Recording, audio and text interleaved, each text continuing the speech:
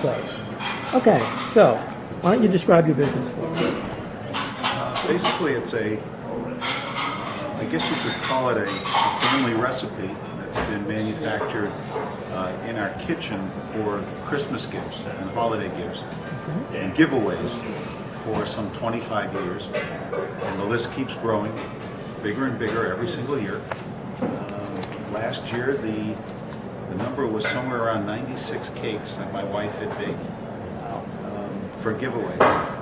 And the list keeps getting bigger and bigger. People get kind of cranky if they don't get their Christmas present. So it's quite famous around the area for that little group that we have.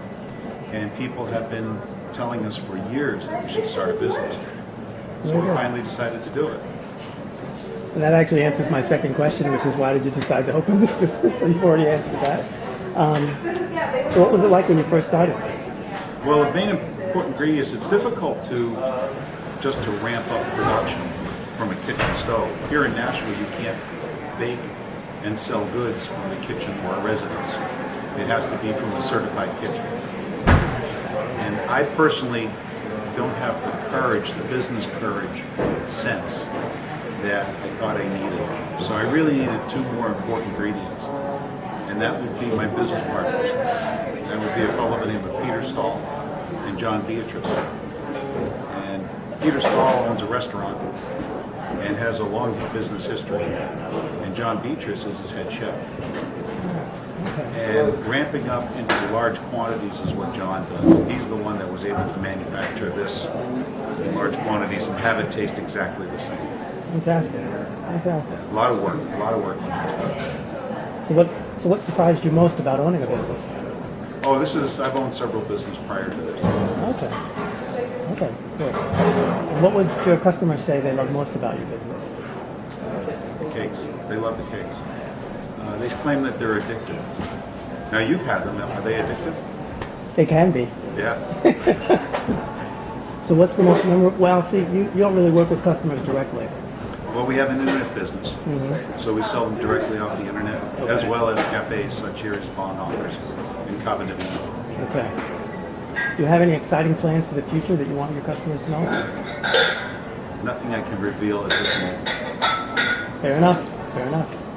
Is there something that most people don't know about that business? I'm sorry, could you say that again? Is there something that most people don't know about the business? No, you can contact our website, and everything is explained out. You can order them directly on the website. We'll ship anywhere in the United States. You send them as you can send them as a gift to somebody else as well. Do you have any business idols or role models? Howard Hughes. He's always been a boyhood hero of mine. Okay. Why? His aviation accomplishments. You fly? Absolutely. Okay. Many years. See, I didn't know that. And so what do you like most about being an entrepreneur? It's difficult to work for somebody else once you've owned your own business. Very difficult. And do you have any advice that you want to share with other entrepreneurs? If you have a dream, go for it. Do it. You're the second person to say that. And don't stop. When you get knocked down, you got to, at least if you fall forward, at least you're making progress. Very good. Pick yourself up and keep going. And I think I asked you this before, but you live in Nashville, right? Yes. Okay. So what do you like about Nashville? It's a beautiful town. I've been here over 40 years. Were you born here? No. Okay. I was born in New York City. Oh, so was I. Really? Yeah. I'm from the Bronx. Brooklyn. Ah, okay. So what are some of your favorite places to go in Nashville? Well, here, Bonhoeffer's is one of my favorites. Okay. Yeah, there's some great restaurants here. It's a good place. It's a lovely place to live. Good place to grow up.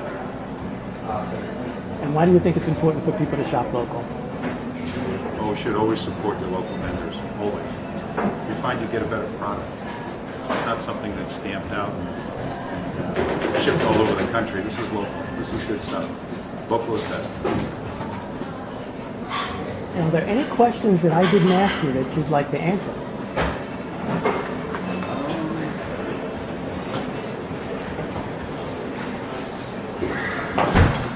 You know, I could. This this morning I was thinking about, I used to say about, so I brought the information, I brought my little farmhouse photograph. Oh, okay. And that was the other picture on the other side of this? Yeah. But you've seen that over at wine tasting, right? Or you haven't seen that? I don't think so. I also brought the hippo article.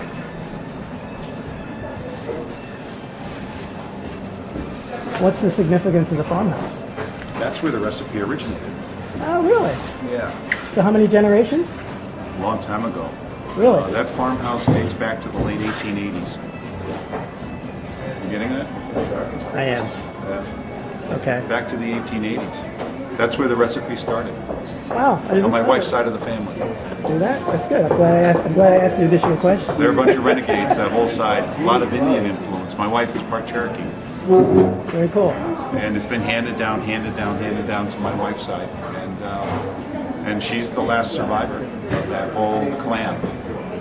And the recipe could have almost been lost. It could have been lost. Could have been lost. But we salvaged it. Right now, where that farmhouse used to be, it's in Kosciuszko, Mississippi. Oh, really? And now there's Okay. an interstate going right through it. So the farmhouse is gone.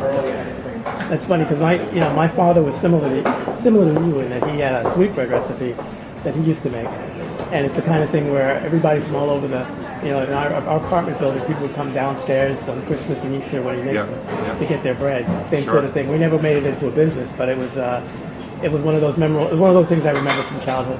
It's Yeah. like you look forward to Christmas and Easter because Dad would bake. Yeah. Fantastic. My dad used to make a beer ham, the same thing. Yeah. And that's gone now. Yeah, Awesome. and the same thing with that recipe. I've been trying to recreate it over the last few years. I just We do the same thing, can't find it. can't get it. Yeah. My wife's uncle was in World War II, Army, in the Philippines.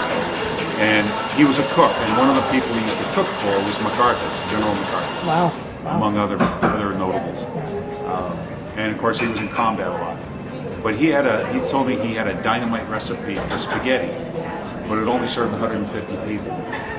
And he tried to scale it down, and it didn't work. Wow. It Yeah. just didn't work. Yeah. It's amazing how that is. Yeah. And that's been the challenge with this.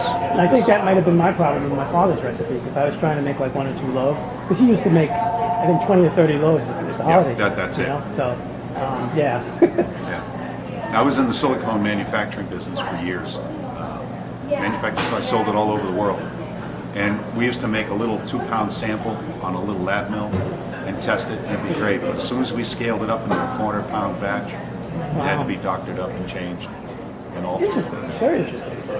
So how long did it actually take you to go from when you decided to go from just doing it in your kitchen to doing it large scale? How long did it take to actually figure out the formula to get it? It took a summer.